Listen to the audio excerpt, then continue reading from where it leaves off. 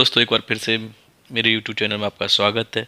ठीक है दोस्तों, चलिए और एक बार अब बात करते हैं। जिन लोगों ने अभी तक हमारा YouTube चैनल सब्सक्राइब नहीं किया है तो बेटा वो सभी अपने YouTube चैनल को सब्सक्राइब कर लीजिए। साथ ही साथ में जब ये वीडियो देखते हो तो वीडियो को प्लीज़ पूरा देखिए और साथ ही साथ में वीडियो को लाइक कर दीजिए।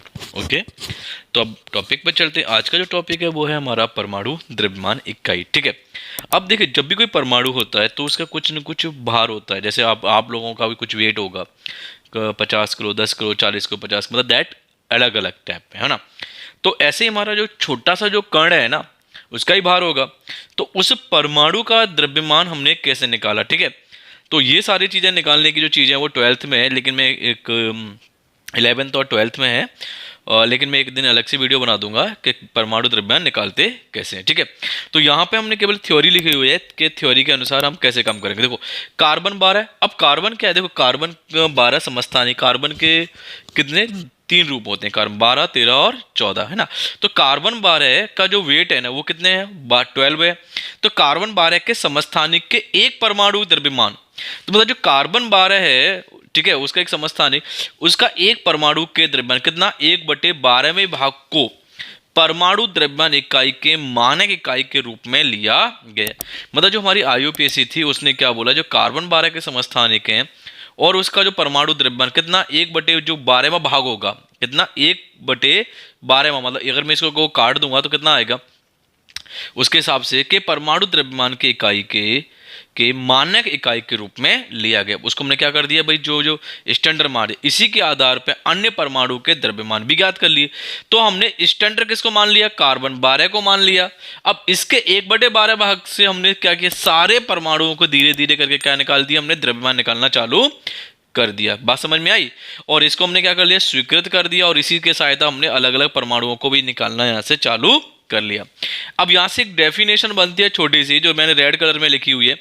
किसी तत्व के सापेक्षिक परमाणु द्रव्यमान को उसके परमाणुओं के औसत किसका द्रव्यमान का कार्बन 12 परमाणुओं के द्रव्यमान के 1/12वें भाग के अनुपात को परमाणु द्रव्यमान इकाई कहते हैं। मतलब क्या करो, पहले कोई तत्व लो। अब किसी भी तत्व के क्या हो सकते हैं? समस्थानिक हो सकते हैं। ठीक है, तो समस्थानिक नेक्स्ट वीडियो में मैं चर्चा कर लूंगा आपके साथ कि कैसे निकाले। तो उस समस्थानिक का मैंने क्या निकाला, औसत निकाला, और उसको किससे? कार्बन 12 के कहां पर 1/12वें भाग के अनुपात से मैंने क्या कर दिया, भाग के अनुपात को मैं क्या बोलूंगा, परमाणु द्रव्यमान इकाई कहेंगे। ओके, बात समझ में आई? तो ये क्या है, सारा का सारा जो है हमारा किसी कार्बन 12 के समस्थानिक पर निर्भर करता है। ओके, तो देखो पहले हम परमाणु द्रव्यमान को हम AMU से भी लिख सकते हैं, लेकिन आज के टाइम में क्या लिखते हैं? यू क्या है? यूनिफाइड, जो हमने मात्रक नया दिया हुआ है, यूनिफाइड मात्रक के द्वारा लिखा जाता है। ठीक है, जैसे ऑक्सीजन का परमाणु द्रव्यमान कितना होता है? 16 AMU या 16 U लिख देते हैं यूनिफाइड।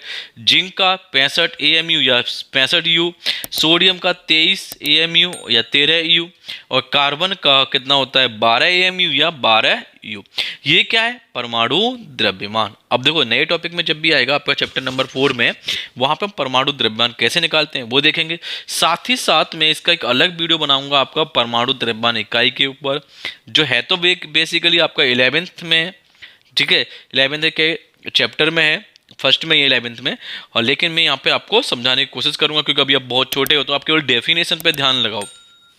ओके, चलिए, तो हमें समझ में आ गया कि यहाँ पे इतना समझ लो, 11 कार्बन 12 के परमाणु द्रव्यमान 1/12वें भाग से जो हमें क्या मिलेगा, परमाणु द्रव्यमान जो मिलेगा वो क्या होगा, हमारा परमाणु द्रव्यमान कहलाता है। और उससे में क्या निकाल दिया, उसकी इकाई फाइंड आउट कर ली।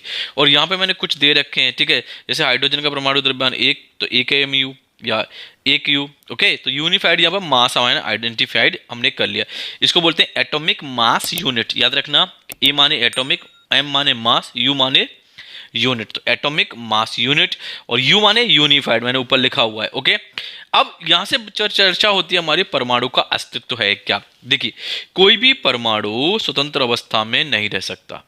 ठीक है, उसे कोई न कोई अपने साथ कोई ज्वाइंट करके रहने की आदत है। देखो, तो अधिकांश तत्वों के परमाणु स्वतंत्र रूप से नहीं रह सकते, जैसे ऑक्सीजन। ठीक है, तो ऑक्सीजन जब भी एटमॉस्फेयर में मिलता है तो बेटा वो किसमें मिलता है? O2 फॉर्म में। ठीक है, O में नहीं रहेगा, किसमें मिलेगा हमें? ऑक्सीजन O2 में। इसी प्रकार नाइट्रोजन, नाइट्रोजन कहाँ रहता है N2 में, क्लोरीन Cl2 में। तो जो हमारे मोस्ट ऑफ जो गैसेज है ना, गैसेज हमारी क्या रहती हैं एटमॉस्फेयर में, डाई मॉलिक्यूल में, ठीक है।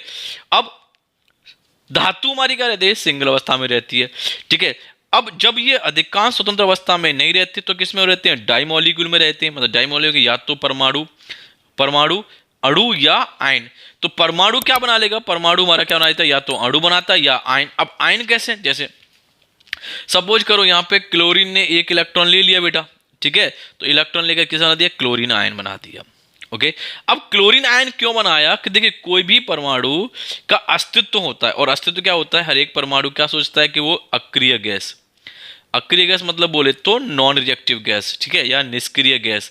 अब निष्क्रिय गैस क्या होती है, हमारे आवर्त सारणी में जब भी आप पढ़ोगे तो आवर्त सारणी में जैसे हमारे पास हीलियम, ठीक है, नियॉन, आर्गन, ठीक है, ये सारे के सारे क्या है, निष्क्रिय गैस है जो एटमॉस्फेयर में स्वतंत्र अवस्था में मिल जाती है, क्योंकि जिनका जो अष्टक है वो पूर्ण है। ओके, जैसे हीलियम, तो इनकी चर्चा भी हम किसी दिन करेंगे जब आप आगे पढ़ेंगे। ओके, तो हमें इतना पता है कि अधिकांश तत्व परमाणु जैसे हमारे जितनी भी गैसेस हैं, इतना याद रखो जो गैस हैं वो कभी सिंगल अवस्था में नहीं होंगी, वो किस में होती हैं आपके हमेशा द्वि अवस्था में या आयन अवस्था में। और तो द्वि अवस्था में होंगी तो कौन से हो गया आपका, अणु अवस्था में हो गई, ठीक है। जैसे मैंने अभी बताया, ये अणु अथवा आयन अत्यधिक संख्या में इकट्ठे होकर द्रव या पदार्थ, जब बहुत सारे अणु और आयन इकट्ठे हो जाएं, याद रखना जब अणु और आयन धीरे धीरे इकट्ठे होते चले जाएं, Cl Cl Cl, मान लो Cl Cl Cl Cl Cl Cl इकट्ठे हो गए तो क्या बना देंगे, एक पदार्थ की रचना कर देते हैं, या क्या बना देते हैं, द्रव्य बना देते हैं, ठीक है। जैसे सोडियम सोडियम सोडियम इकट्ठा हो गया,